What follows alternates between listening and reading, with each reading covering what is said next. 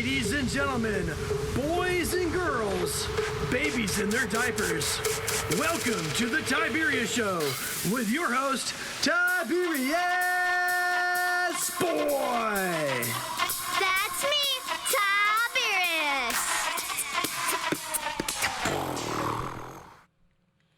Today we're going to talk about some very awesome stuff. We have a video about making swords, a book about a tornado in Joplin, and we have a totally awesome guest. Today we have the one, the only, the amazing Christina Stanton.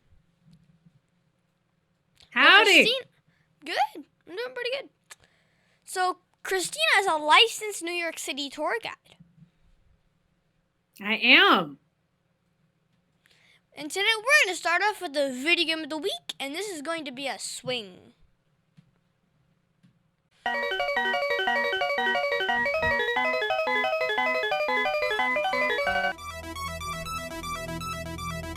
And now it's time for the video game of the week.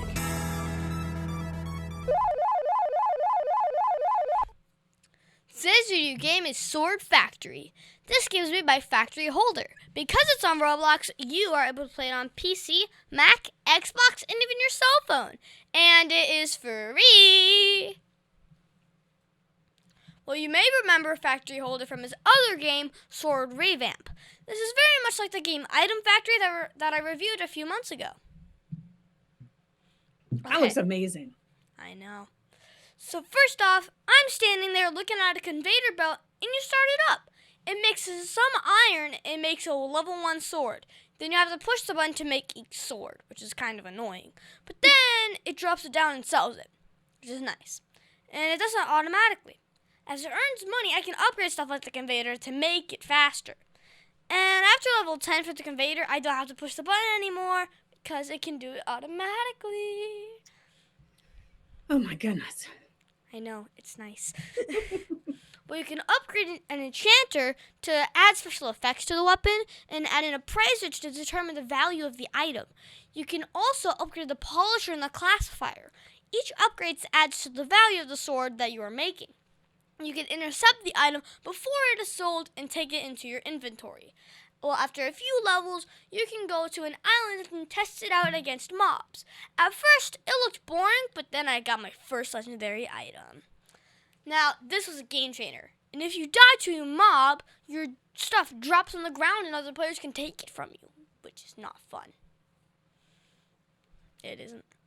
Well, I got my dad to play, and he leveled up really fast because, math guy. Well, he gave me lots of cool weapons to play with, and he's over level 200 and makes all sorts of things. It is kind of cool to be on the side of making the weapons instead of just stealing them. Well, I give Sword Factory 8 out of 10 stars because I liked upgrading my conveyor belt to make super powerful swords. And it was also fun to get cool swords from my dad, but I did not like that the mobs on the island were very high level and kill me right away. This was a major drawback. This is amazing. It really is. TIberiusSmithLaw.com. You can call him at 407-801-2667. Wait, you are not Chuck. My dad can help when people get hurt. He loves to help people. If you are ever injured at work or in a car accident, you should call my friend Chuck. You can call him at 407-801-2667. That website again is TIberiusSmithLaw.com. Offices, Orlando. Does it actually have that much W's? Now it's time for the book of the week. I Survived the Joplin Tornado 2011. This book was written by Lauren Tarshis. Let me read to the back of the book. In fact, Christina, would you like to do the honors? Absolutely. 11-year-old Dexter has always wanted to see a tornado. So, when he gets the incredible opportunity to go to storm chasing with the famous Dr. Norman Gage, he has to say yes. Dr. Gage is the host of Tornado Mysteries, the show that Dex and his older brother Jeremy watches every night until Jeremy joined the U.S. Navy SEALs and left Joplin. Dex certainly knows how deadly tornadoes can be, but this one isn't heading towards Joplin, And wouldn't it be great to have a brave and exciting story of his own to tell Jeremy when he comes home? But when the tornado shifts direction, Dexter's bravery is about to get seriously tested. Wow. Well, this is an AR book worth 2 whole points. It's rated for 5th grade and first month. This is a good series about disasters that happened a long time ago. But wait, this one was more current. This happened in 2011, the year I was born. So Dexter is a kid that loves watching a TV show about tornadoes. The host is Dr. Norman Gage, and Dex is a big fan. But he is worried about his brother Jeremy that is in the Navy SEAL and has not heard from him in a long time. Later, in a freak accident, Dr. Gage almost hit Dexter with his car. After finding out that Dex is a fan, he invites him to go storm chasing with them for the convenience. But first, his parents have to approve. So after his parents say yes, he gets to learn about all the equipment and that over 183 tornadoes hit the U.S. every year. It's a lot. Wow. And they were hoping to track a certain type of tornado that could pop ears called a supercell. And then on the way to Joplin, their ears were popping and... Okay. I can't tell you all the stories, but it was a pretty okay ending. You should read the book too. I will. Okay. Well, I Survived the Joplin Tornado 2011 9 out of 10 stars because I enjoyed the drama of the storm hunting, but did not like that they did not explain what happened to his brother or have him reunited. Makes sense. And now it's time for an interview of an interesting person. Today's guest is going to be so much fun. Today we have the one, the only, the amazing Christina Stanton! Christina is a licensed New York City tour guide. Yes, I am. So first off, how are you enjoying being on the show? You have a lot of energy. I never had the energy that you have at your age. I don't have it now. I didn't have it then. Okay, so you were a tour guide in New York City. Can you explain to my listeners exactly what that means? So what that means is I take people around the city and I talk about history and I point out important buildings and architecture and just point out attractions and get people familiar with the city. Wow. Okay, so how did you get started as a tour guide? Well, I got started out of necessity. I needed a job, right? So I tried different jobs while I was living in New York City, and I was bad at a lot of things. And I thought, wow, what can I do that I'm good at? But I also wanted to have fun. I wanted a job where I was having fun. So I asked around. I was an actress at the time. I asked my fellow actors, what do you do for a job? And a lot of them said, hey, I'm a licensed New York City tour guide, and it's a lot of fun, and it looked fun. I did a couple of tours, and I thought, this looks like a great job. And so I looked into what it takes to become a licensed New York City tour guide, and I signed up for it, and I passed a test in 1995, and I've been a tour guide ever since. That's a long time. That is a long time. That's more years than I've been born. So a lot of people go to New York City. Why do people choose to use a tour guide? They want to use a tour guide to explain what they're seeing, to help them navigate the city. Like, for instance, the Statue of Liberty. The Statue of Liberty, there's a lot to know about the Statue of Liberty. So they want a tour guide to tell them all the facts and figures and to basically take them around to see the Statue of Liberty and point out the most important things to see. And it helps them to see things, know what they're seeing, and to get in and out very quickly. Or what about Central Park? Central Park is 843 acres. Can you do it alone? Absolutely. Do you need a tour guide? Not necessarily, but don't you want to know what you're seeing? And not only that, but you can't navigate 843 acres very easily. I can't. You want to see the highlights, right? That's where tour guide comes in. Well, I hear your tours have been featured in magazines. What makes your tours so special? What makes my tour so special? It's really maybe a personality thing. There's a lot of tour guides out there who are just kind of like walking encyclopedias. And as interesting as that is, sometimes they don't have a lot of personality. They just like to spew facts and figures. Have you ever had a teacher who kind of just talked about a lot of facts about something, but didn't put a lot of personality or emotion into it? That's kind of boring sometimes, right? Yeah. Yeah, you want a teacher to explain and be involved and engaged, and they say things in interesting ways. So I'd like to think that I become your friend, and we talk like normal people, and I tell you facts and figures, but I also do it in the context of I'm just a friend taking you around. True. It's like I'm not just a bus driver. I'm a friend that takes you around the whole city and shows you where everything is. That way you can get used to it. And you know what? You do become a friend. Like True. when I look at some of my Facebook friends, I would say about at least a third of them are people I took on tours. You literally do become a friend, right? I want to find out about you. And in finding out about you too, you can tell me what your hobbies are. And then I specifically take you to places all around the city that appeal to you, not just, oh, here's the Empire State Building, here's the Statue of Liberty. Like I know all the comic book stores in town. I know, again, you tell me your hobbies and interests and passions, and we go for it. We go see those places where they play out in the city. I wish I had I wish I had you as my tour guide when I was in New York City, because we could have gone bowling.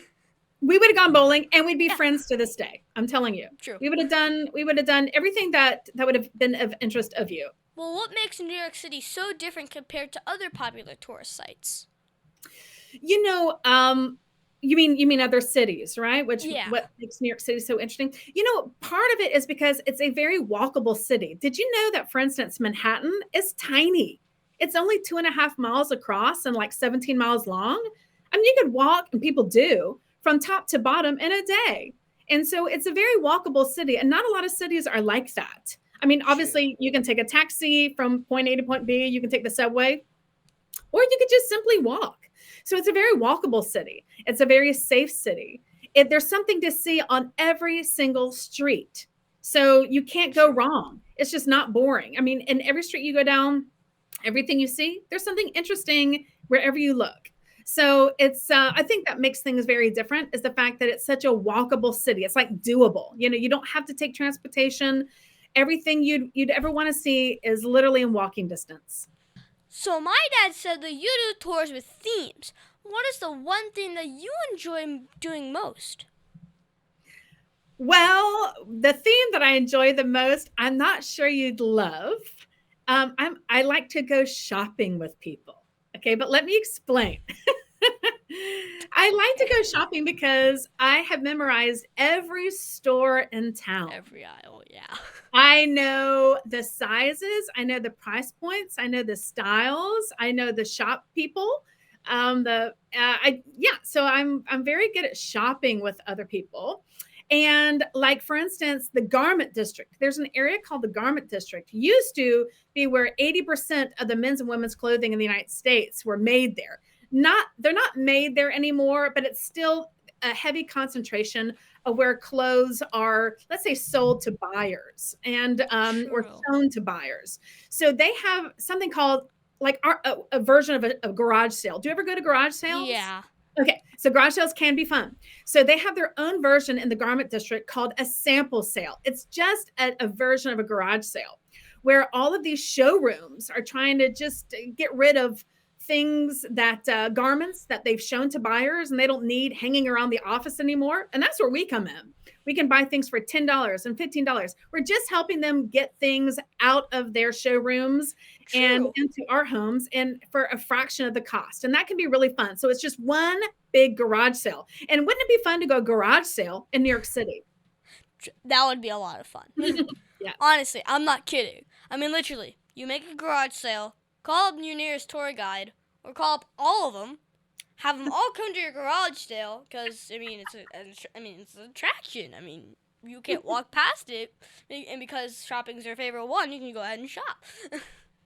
But you know what, though? Let me say, okay, I love shopping, but another tour that I like doing are tasting tours. Now, who doesn't like tasting their favorite whatever, whether it's Yeah. Chinese dumplings or chocolate or cupcakes? There's a cupcake tour, there's a dumpling tour, there's a chocolate tour, there's a cannoli tour. You name it, and we can go eat it in New York City. So And what I'll is take the you to best part place. about working as a tour guide in New York City? I love to go do things with tourists. I have fun too.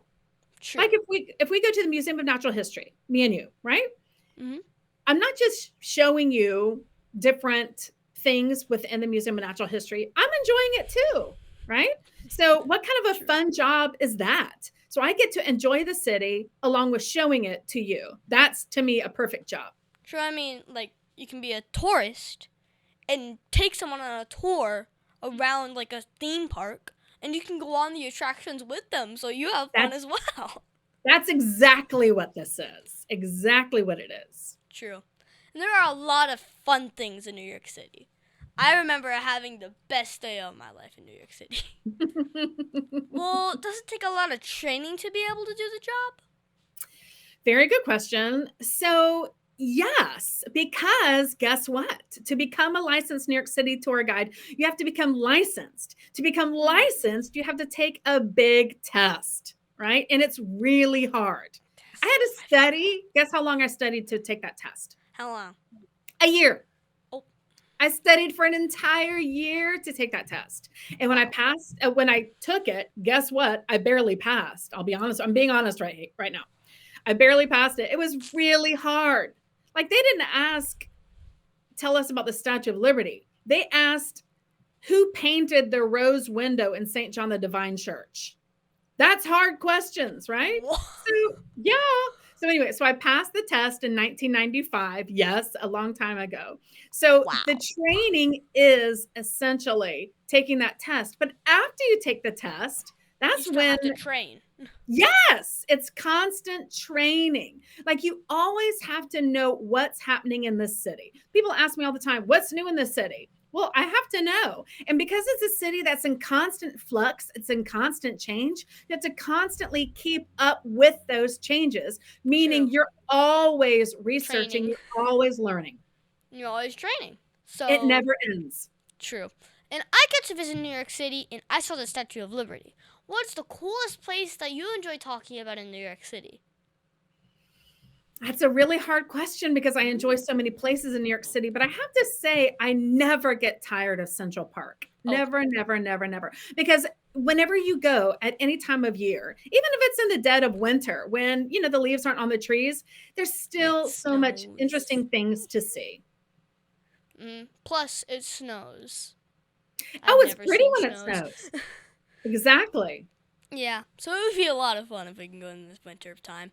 But what's the hardest part about being a tour guide in a major city? Some of the hardest things are things that I can't control. So for instance, if we're in a bus, I can't control traffic, and traffic can be really bad.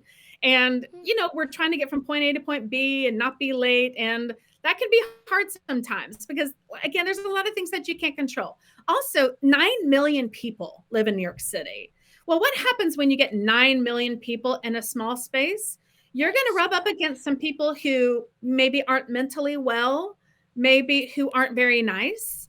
And I can't always control that either. So every once in a while, we'll come across somebody on our tour who yells something out or something not flattering.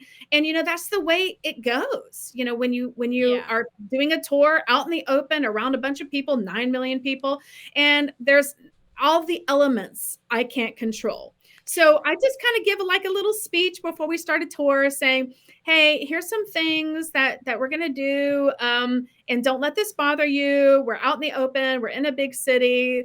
And we just kind of roll with it. Just try to get people to roll with it is what I try to get people to do and get their mindset wrapped around. So we're just having a good time and we're like ducks. If anything bothers us or we come across anybody who's a little strange, we just kind of let it roll off our backs. Yep.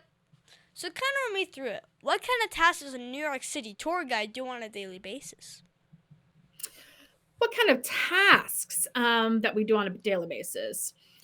Again, what really helps me to be a tour guide is I read the newspaper every day. I actually read a few newspapers every day. That helps me keep up with what's going on. If there's anything that's closed for repairs, because one of the worst things to do is to talk up something and take somebody to this one museum and oops, it's closed on Mondays. And I didn't know that. That's a real killer right there. That's embarrassing. So just keeping up with what's open, what's closed, what is keeping up with what the person wants to do, True. because if we go and do something, let's say I take them to Central Park and they recently got a knee surgery. Well, that might not be the funnest thing to do. We could do something else that's a little easier on the knee. You know what I'm saying? So just making sure I'm doing what the person wants to do, making sure I know this city and that I've planned my itinerary well with, again, the city in mind and what the person wants to do in mind. So we're all on the same page at the same time. Sure. And just like I said, keeping up with what's going on in the city so I can answer questions. People can Google, if they want a tour guide or if they want to know about something, they can easily Google. So I need to keep one step ahead and keep myself just really knowledgeable. So people need me instead of just True. Google. Well, what is one thing that you think would make your job easier? One thing that would make my job easier. That's such a good question. You know what would make my job easier? If there were more public restrooms available. Believe it or not, New York is a little bit of a no bathroom land. Yeah. And sometimes it's not so easy to have access to a bathroom when you need to go. And when you need to go, you need to go, right? I have a memory about when my mom had to go pee so bad that we were going to a Gap store to go to, get some clothes and stuff like that. No bathroom. It's the worst.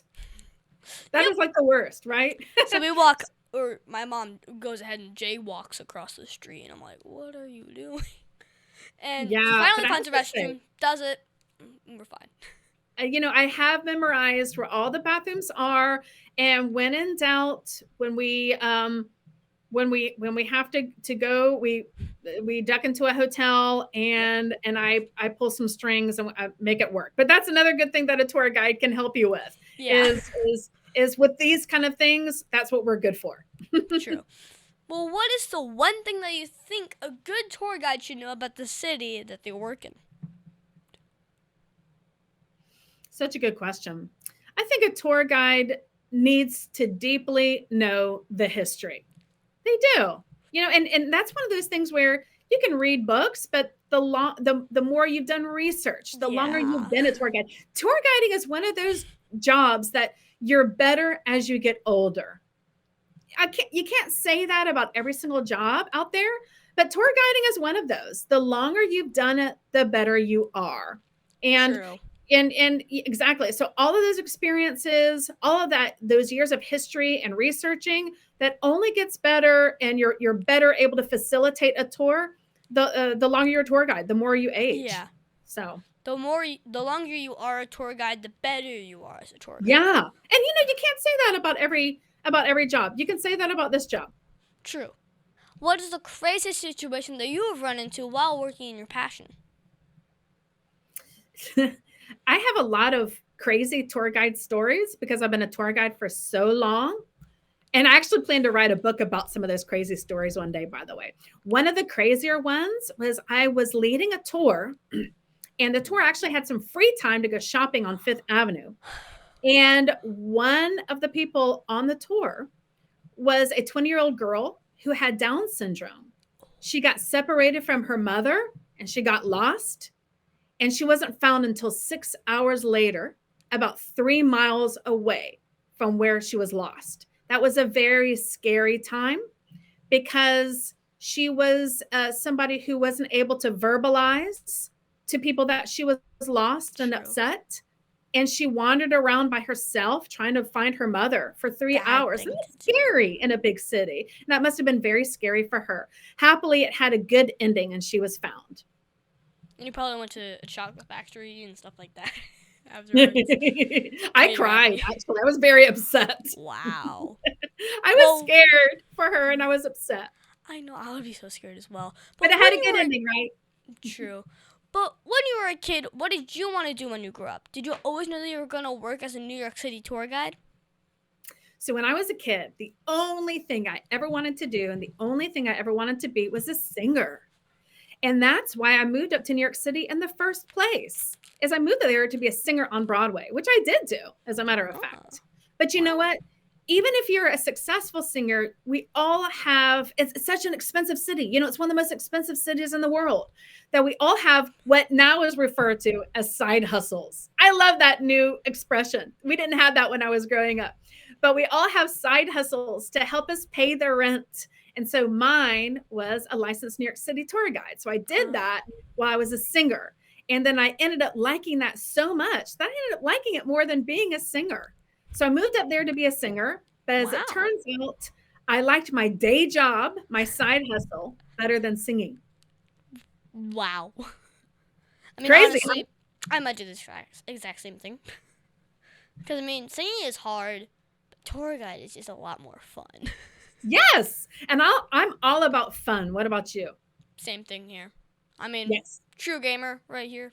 Yes. But that's the whole thing. Like my personality type, I don't know if you've ever heard of this personality test called the Enneagram. Have you heard of that? Enneagram? Nope. Okay, that's fine. You know, not everybody knows about that. But I was tested as what's most important to my personality type is we are the people who like to have fun. Fun is very important to us, right? So I'm like, well, so I just want to do something where I enjoy myself, and I enjoy tour guiding. You know, singing was fun, but it was also very stressful, and I would get scared sometimes on stage. So I never get scared while I'm tour guiding. True. But what advice would you give to my listeners if they want to grow up and be a tour guide?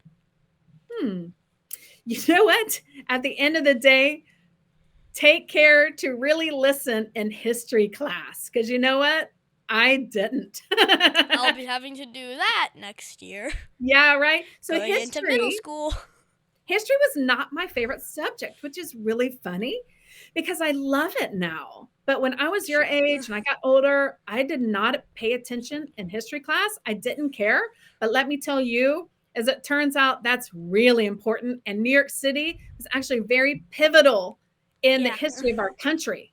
And I had to learn all of that from scratch when I moved up to New York City. Yeah, because, you know, kind of you probably had to get a tour guide when you moved to New York City. Oh, totally. Well, I had to start over. Like I had to relearn American history in order to even be a New York City tour guide, because I had to learn about America history. True. Before I learned about New York City history, because obviously, you know, there was a broader picture of why New York became what it was, and it came out of, you know, our American history. So I had to learn everything because I didn't pay attention. So pay attention in your history classes. Yeah. So what is the best reason for a kid to grow up and want to be in this vocation? You know what it is? It's customer service. And you know what? I don't care what profession you go into or anybody goes into. At some level, you're gonna have to have a good understanding of customer service and how important that is. And it doesn't matter what job you go into.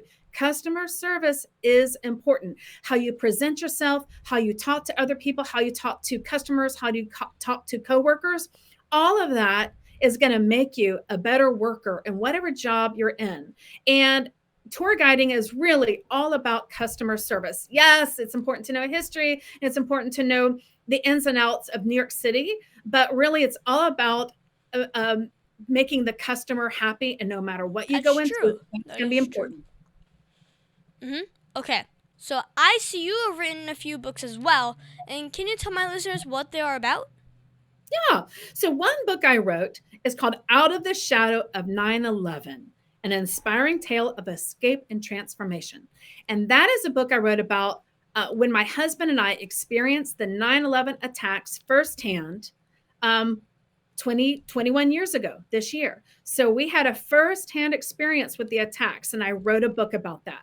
My second one came out only 2 years ago, and it's called Faith in the Face of COVID-19. And that was about my almost fatal battle with COVID, which actually is related to our firsthand experience with 9/11. So they were books, they're memoirs about my experiences with both 9/11 and COVID. And yes, they're kind of sad books because they're sad subject matter topics. But you know what? I mean, the fact is I'm still here and I was a survivor of both. And I do think that they're inspiring, hopefully, as well. So what motivated you to put pen to paper and write a book? Okay, that's a good question. Well, guess what? I wrote a book about 9/11 really because I'm a tour guide. I've taken thousands of people to the World Trade Center site before and after and ever since the attacks. And I realized after the attacks that a lot of people, especially Americans, really don't understand a lot about the attacks. They don't have the full scope, the full spectrum of how it affected the city. And I would tell people on my tours, hey, well, have you heard about the famous 9/11 boat evacuation? Have you heard that, 50,000 students went to school around the World Trade Center complex? There's a lot of things that people had never heard of. And I was like, wow, why don't people know this? So I really made a book based on what I understood as a tour guide that people didn't know. So that was totally out of my tour guiding experiences, is that book, so I could educate people more about 9/11, what I could tell they didn't know. True. Okay, so what was the biggest mistake you ever made, and how did it change you as a person? The biggest mistake I ever made. You get older, you make mistakes, and you move on. I would say there was a time when, in my 20s, I fell in love with a boy. And that boy turned out to be not the man I was meant to marry. But I kind of followed him around and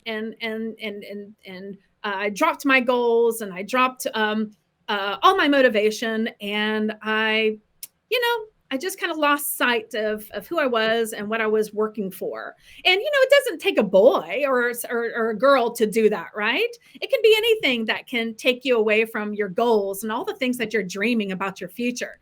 So I think I lost sight of my future for a couple of years in my 20s until I got it back. So, but you learn from your mistakes. I mean, I learned through that mistake of more of what I wanted out of life and who I wanted to go through life with. And so my biggest mistake probably ended up being my best learning experience, because through that I was able to really decide what I wanted out of life. And I guess that's what happens with a lot of mistakes, right? It makes you understand more of, wow, who you are and what you want. So when you're not working as a tour guide, what do you do for fun? Well, it doesn't sound like much fun, but I write a lot. I am a professional writer and I write a lot of articles. And, everybody is a creative person in their own way, right? We like to express ourselves and express what we think and what we feel in different ways. Mine is writing. And so I have so much fun when I write because I like to express myself. And it's a way that I feel that is the best outlet for my creativity. What is yours? Best outlet? Probably my radio show. Say that again? Probably my radio show. Yes. See, there you go. Yeah. I mean, you're good at this. You're a wonderful interviewer. And you know what you're also learning right now with all this? Remember what I said about customer service? Yep. You are really working on your customer service skills. You're going to use all of this in anything you do later on in life. Even gaming? Probably. I'm sure there's a way to work that in. Well, do you play video games? And if you do, what's your favorite one? Oh, I'm such a nerd that way. I grew up on Pac-Man. I liked Mrs. Pac-Man and Pac-Man and Donkey Kong. And I know, I mean, that really ages me, but yeah, I'm kind of stuck in the 80s. Yeah. I mean, I like Pac-Man too. I mean, Donkey Kong Jr., new favorite game. Pretty nice. Okay, so what's your favorite book to read? Well, let me say my favorite genre of book to read is biographies and autobiographies because I like to hear about the lives of people who really lived, who lived on this earth. Because you know what? Truth is stranger than fiction. Like sometimes you can't make this stuff up. I just like to hear about what happened to people in their lives. True. Well, I do have a book series for you if you like that genre. Ooh, okay. It's the Who Was series. Like, who was Elvis Presley? Who was whatever? It's a good series about biographies. That sounds It's amazing. a great series. You should probably look it up. Totally up my alley. Okay. Now, can you tell me that one story? You know, remember, this is a kid's show, but that one story, well, that you're not supposed to tell me about. Come on, you can tell me. Well, this isn't too like crazy and secretive, but I met my husband through one of those dating services that's very popular now, but it wasn't when I met my husband. I met my husband through Match.com, and we met and married within 6 months. And that's something I wouldn't tell everybody because that wouldn't work for everybody. You know what I'm saying? Because, you know, sometimes that might be too fast for a couple to really get to know each other. Turns out that was fine for my husband and I. So, but here's the funny thing about this. My husband and I are considered Match.com's oldest still married couple in its history. I'm telling you the truth. If you Google Match.com, we are considered, Christina and Brian Stanton, their oldest still married couple. Now, there could have been people who got married before we got married, but to their knowledge, they divorced. Yeah, we're the longest that are still married in their history. Isn't that funny? That should be a Guinness World Record. What? That should be a Guinness World Record. No. Well, probably should be, but you know what? They've asked us to be in like commercials and on TV shows because of it. Lucky you. Well, is there anything else you think my listeners should know about you? Well, you know, I had a teacher growing up. She was a drama teacher, acting teacher. And she would tell all of us, you know, we're not all meant to be professional actors. We're not all meant to be in shows for the rest of our lives. But whatever you do, put it in the highest arena that you can. Meaning, have you ever heard of that thing? Like, if you reach for the stars, you'll at least end up in the clouds. That's what she told us. Yeah, I love that. I love that saying. That's good. I mean, it is good. You think you're going to be a pro dodgeball player. Reach for the stars for that idea. Reach the clouds. You'll get to it. One day you will. Yes. And you'll just be the best that you can be, right? And so, you know, I moved to New York City and I did move there to be an actress. But you know what? If I didn't become a Broadway celebrity, I ended up doing some really cool stuff. True. And I'm very, very happy with how my life ended up because I reached for the stars and I ended up winding up in the clouds, and the clouds are good enough for me. And that's just something I would say that everybody should aspire to do, is to reach for the stars, and you're gonna at least have a wonderful life. It's basically like grades in school. A+ is the stars. You reach for the clouds, get an A. Good enough for me. Good enough for me. Mm-hmm. Well, do you have a website or Facebook for my listeners, someone to follow you? I do. It is, okay, so it's www, of course, Christina, Christina, Ray Stanton, it's all one word, Christina Ray, RayStanton.com. And that is all my articles that I write and my 2 books. And I am going to write that tour guiding book, like I told you, and then that will be on there. I also have on Facebook, Christina Ray Stanton, author, and that's my page. Cool. Well, what is that one question that you think I forgot to ask you? My age. But I kind of already indicated how that I'm much older than you, right? Yeah. How old do you think I am? Come on. Okay. We had a show that happened just like this. It didn't go well. Let me guess. Oh yeah, that is a trick question because some people are 59? very they're sensitive about their age. I'm 52 and proud of it. Oh, it's so close. Well, thank you, Christina, for being my special guest. Can you stick around for Math Corners?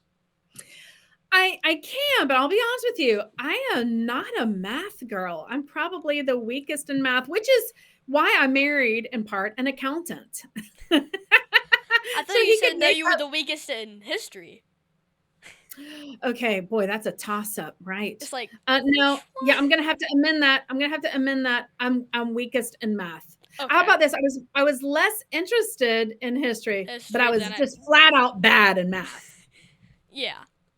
Okay, that makes sense now. Over 40 years, Lighthouse Central Florida has provided education, independent life skills, and job training to thousands of Central Floridians who live with blindness or any degree of vision loss. Whether it's picking out clothes in the morning or just moving around your community and serving Orange, Seminole, and Osceola counties. Contact Lighthouse Central Florida at 407-898-2483 or visit them online at lighthousecfl.org.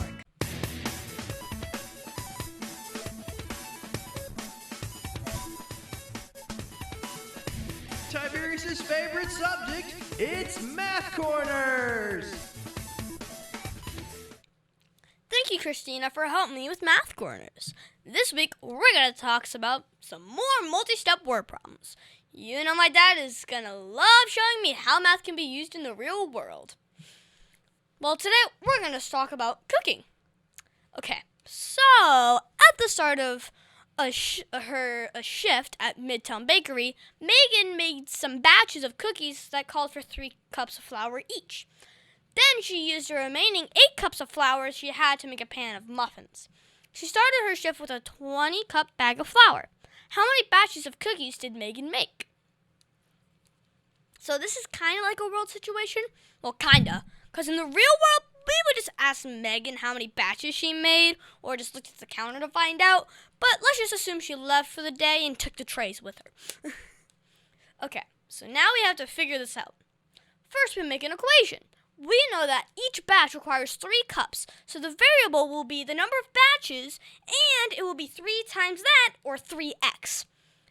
Then next, she had 8 cups left over to make muffins. So since she started with 20 cups, that would be the total that would go on the one side of the equal sign, and then it would be 3x plus 8 would be on the other. Now we have to solve for x. Subtract 8 from both sides, and then you get 3x equals 12.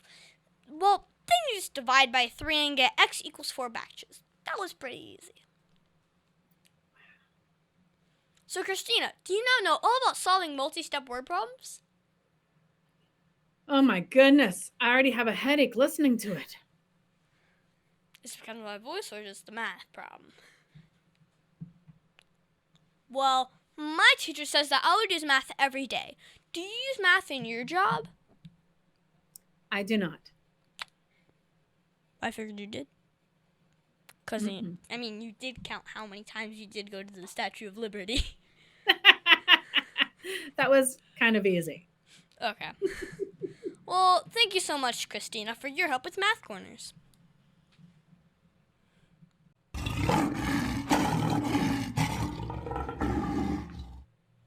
And now it's time for the Heart of a Lion. As you know, we talk about the qualities of living by the Heart of a Lion, which stands for leadership, integrity, obedience, and nobility. This week, we're going to talk about leadership. For me, I think leadership is the act of loving what is good, having self-control, and being disciplined. The qualities of leadership are providing guidance and direction, organization, and being a positive influence on others. So this week, I saw leadership with Nick from the Orlando Predators. Nick introduced me to some of the players and the coach to see if I could get them as future guests for my show. He showed guidance and direction as well as organization in introducing me to the people that he thought would be good guests and provide exposure to the arena football team, the Orlando Predators. Well, most of the players and the coach were always trying to put out a positive message to their fans and to build each other up. So, Christina, did you see or use leadership at all this week? And that's me personally? Yeah. Yeah. So, yeah, when I'm thinking of leadership, I love that you talk about being disciplined, right? Mhm. Because, sometimes I find myself doing the things that I want to do just because I like doing them, not really what I need to be doing at that very moment. And this week I was just kind of reminded that, watch out for, being sidetracked by doing the things that I want to do. I need to stay the course with things that need to get done. Try not to get sidetracked by the crazy people in New York City. Good point. Well, of all of the Heart of a Lion virtues, which virtue do you think my listeners need to know about the most? I'm a big person about integrity. When it comes to integrity, you want to mean what you say and say what you mean. You really do always want to do that because people rely on you. If you say you're going to do something and you don't do it, what you said you were going to do, then people question your integrity. Are you a person? Are you a man of your word? Are you a woman of your word? True. And that's just an important thing. You want people to be able to rely on you, and you want to be a person of honor, a person of your word. Well, we should always try and be lion strong in everything we do, shouldn't we? Yes.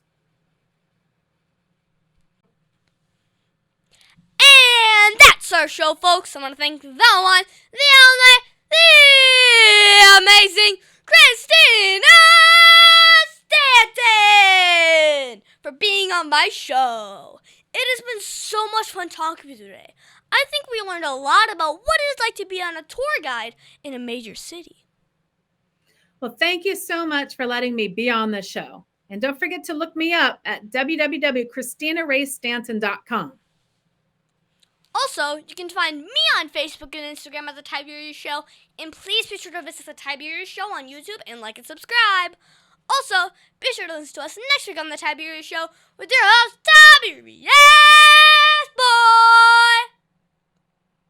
That's a wrap, and make sure to ring that bell.